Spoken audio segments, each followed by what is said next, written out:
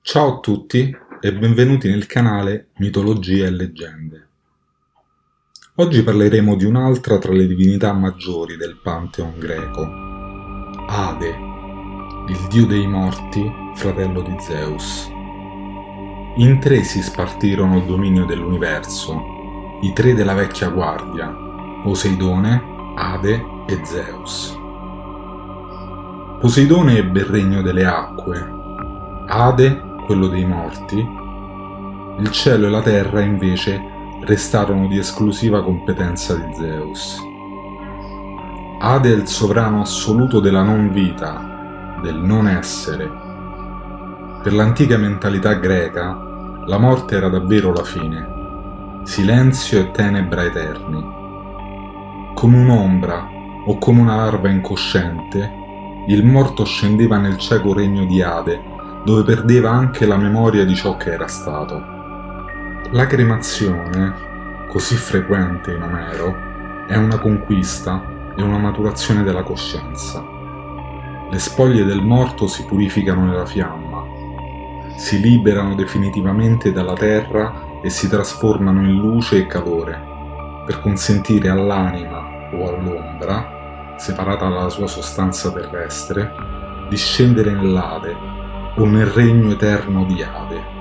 Questa parola infatti significa il Dio e il regno dei morti, il dominatore e il dominio. E poco sappiamo di questo nume del mondo senza luce, senza suoni e senza attività. In greco Aides vuol dire il non veduto, l'invisibile, che tutti gli dei evitavano di incontrare e di nominare. Naturalmente nessuna dea acconsentì a sposarlo, per cui egli dovette rapire la bella figlia di Zeus e di Demetra.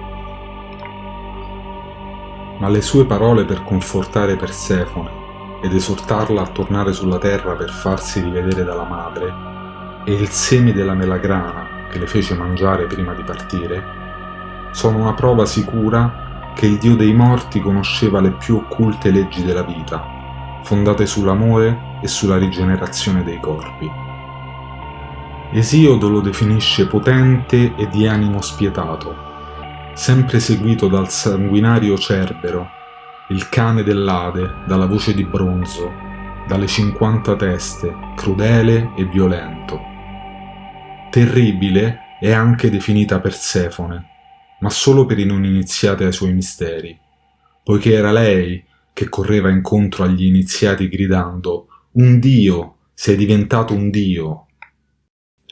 È da supporre che Ade, a differenza dei suoi fratelli, amasse davvero la sua consorte, poiché di lui si conoscono soltanto due brevi avventure amorose. Una con la ninfa Minta, figlia del fiume Cocito, che fu da Persefone trasformata in una pianta, la menta piperita, che racchiude in sé il freddo della paura e il caldo dell'amore.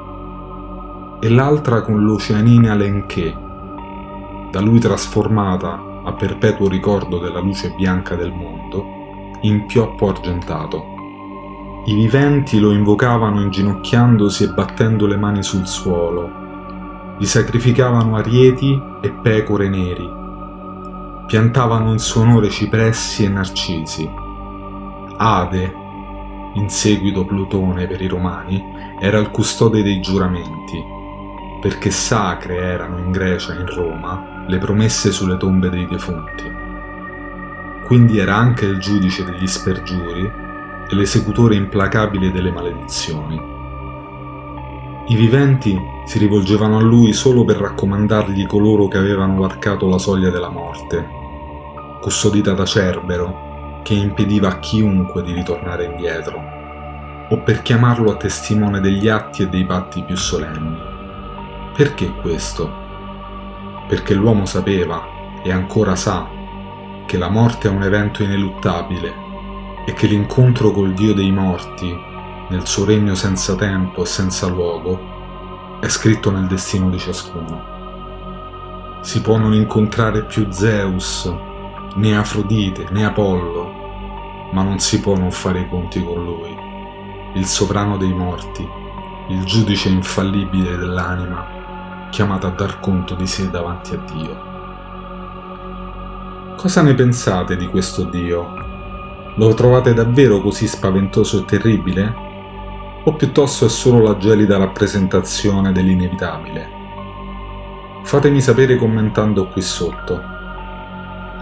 Come sempre, se il video vi è piaciuto lasciate un like, condividetelo e iscrivetevi al canale. Io al solito vi ringrazio della visione e del supporto e vi do appuntamento alla prossima storia.